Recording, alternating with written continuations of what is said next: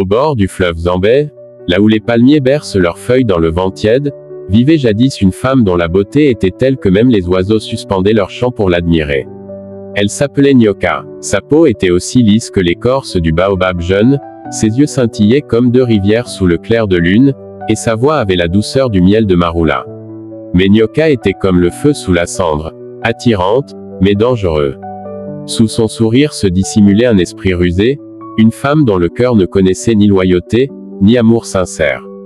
Depuis sa jeunesse, elle avait découvert le pouvoir qu'elle avait sur les hommes, et elle en faisait une arme. Dans son village, elle avait ruiné 3 hommes riches, réduisant leur maison à des tas de pierres, volant leur bétail, leur or et même leur dignité. Puis, elle avait disparu, se déplaçant de village en village, semant les mêmes souffrances. Certains disaient qu'elle était une sorcière, d'autres qu'elle avait été blessée dans sa jeunesse et que son cœur s'était desséché. Mais personne ne pouvait nier sa beauté ni l'effet qu'elle avait sur les hommes. Un jour, elle arriva dans un village appelé Kulo. C'était un endroit prospère, peuplé de cultivateurs et d'artisans.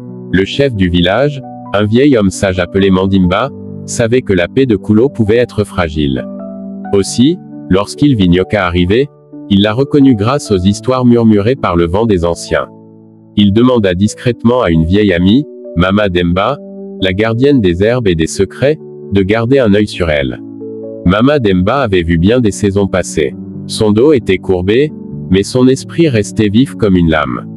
Elle ne craignait ni les rumeurs, ni la beauté de Nyoka. Pendant ce temps, Nyoka s'installait. Elle choisit pour cible un jeune commerçant du nom de Sadiki. Il était riche, un peu vaniteux, et très sensible au charme. En 2 lunes, elle s'était emparée de ses terres, avait dilapidé ses richesses et le laissait vide, le regard perdu comme un enfant abandonné. Mais le destin, ce vieux tambour, aime le rythme des renversements. Car à ce moment-là, un jeune forgeron du nom de Bakari rentrait au village. Il avait voyagé loin, jusqu'aux villes où le sable danse comme un serpent. Fort, humble et habile, Bakari était célibataire, mais pas par manque d'opportunités. Il cherchait une compagne avec laquelle il pourrait partager plus que des sourires et des danses. Quand il aperçut Nyoka, il la salua comme toute femme méritant le respect. Elle, intriguée de voir un homme ne pas tomber sous son charme, tenta de l'attirer par des regards, des mots sucrés, et des promesses de tendresse. Mais Bakari était comme le tamarinier, enraciné, difficile à secouer. Un soir, il alla voir Mama Demba.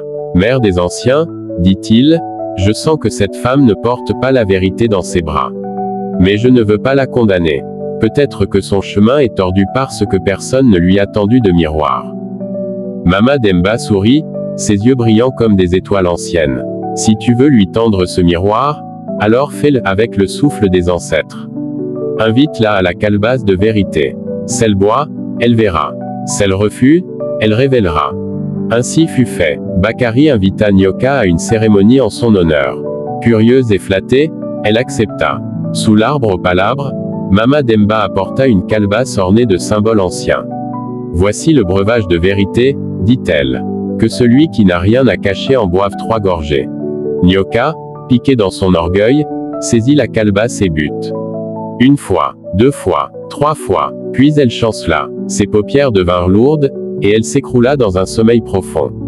Dans ce sommeil, elle vit les visages des hommes qu'elle avait détruits. Elle entendit les pleurs de leur mère, les cris silencieux de leurs enfants. Puis elle se vit elle-même, seule, pleurant dans une hutte vide. Une voix s'éleva, tant que tu feras du mal, tu seras seule. Mais si tu changes, le fleuve te lavera et la terre t'accueillera. Elle se réveilla en sursaut. Le silence était profond. Tous la regardaient. Elle tomba à genoux, les larmes roulant sur ses joues. Pardonnez-moi, j'ai été orgueilleux, j'ai volé, j'ai brisé. Mais je ne veux plus être ce poison. Le chef Mandimba s'avanqua. Si le crocodile laisse tomber une larme, on doit vérifier s'il mord encore. Mais si la larme vient du cœur, alors l'eau peut redevenir pure. Nyoka rendit toutes ses possessions. Elle s'installa chez Mama Demba, apprenant les herbes, écoutant les anciens, et conseillant les jeunes filles à ne pas vendre leur dignité pour des colliers ou des promesses. Quant à Bakari, il reprit son marteau et forgea des outils et des tambours. Il n'épousa jamais Nyoka, ni aucune autre femme, car son cœur était appelé par les chemins du monde. Mais son nom resta, et les griots le chantèrent comme celui qui affronta la beauté avec vérité. Et encore aujourd'hui, quand une jeune fille veut manipuler, ou quand un jeune homme veut tricher, les anciens disent, bois d'abord à la calebasse de vérité. Car la beauté passe, mais la vérité reste, comme le baobab au milieu de la savane.